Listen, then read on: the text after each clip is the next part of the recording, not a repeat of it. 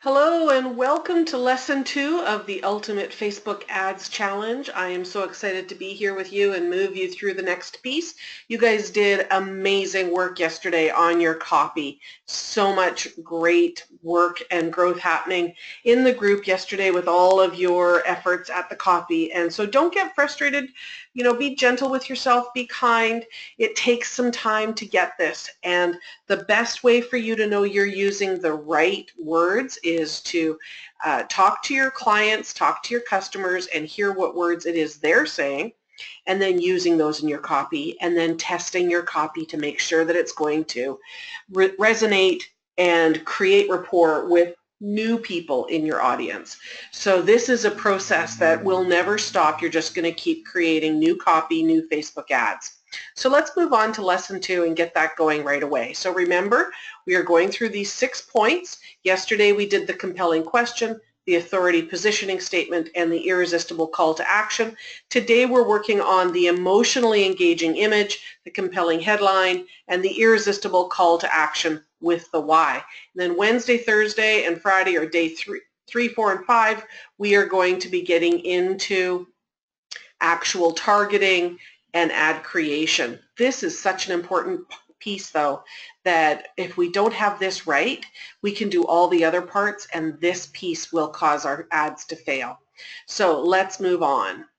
So starting with the emotionally engaging image. Now, if you think about ads that you've seen in your newsfeed, you will be able to think of the fact that the image is the big piece. It's the part that stands out and will probably get the most reaction right off the bat. It's the thing that people will see first because we want it to stop them. We want it to disrupt their activity in the newsfeed.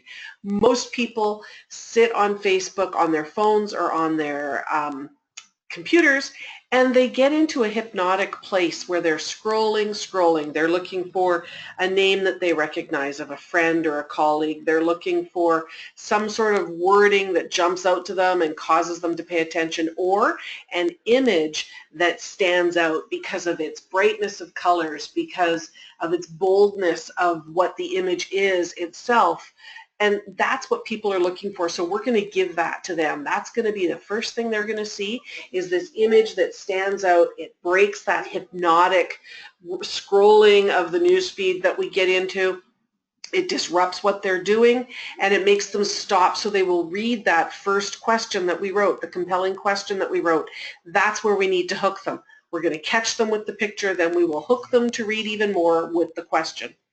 So sources of images are always a question people are asking me. Here are 4 sources for you. These are royalty-free images, and these are okay to use in ads as long as you make sure that the royalty license is correct. Now these are listed in the Facebook group in the file section. I have a file that I'm adding to when I find other great sources. These are my top 4 sources right now, and for sure unsplash.com is my favorite source, because they're all royalty-free, which means I can use them for any purpose, including commercial purposes. Now, you may see some, big names in the marketing world using pictures of themselves in their ads and, of ebooks, and we do that sometimes, but for this particular type of ad that we're making, we want to stand out. So don't worry about finding a picture of a chimney or a picture of parents getting along or a picture of somebody having success with Facebook ads. We want this to be an image that stands out. So it's okay if it's a little bit disconnected from the copy that you've written, as long as it causes them to stop and look, and then it causes some sort of emotional reaction in them. It makes them feel like they are excited to read more.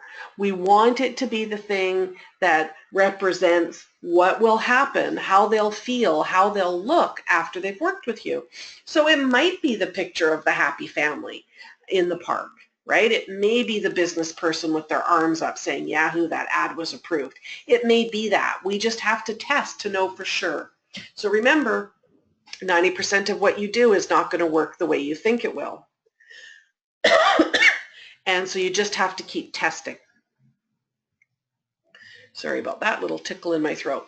So use these sources to find an image that you think will work, and we're going to use it and test it.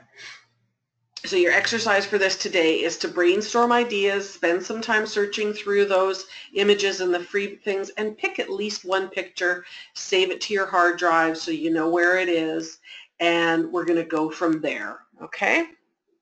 Next is the compelling headline. Now, this piece sits underneath the image. So if you think of the ads you've seen in your news feed, underneath the image, sometimes it looks like it's really random, disconnected stuff that's under there, like it has a copyright or a trademark or, you know, some information that's not super relevant to the post that you're looking at.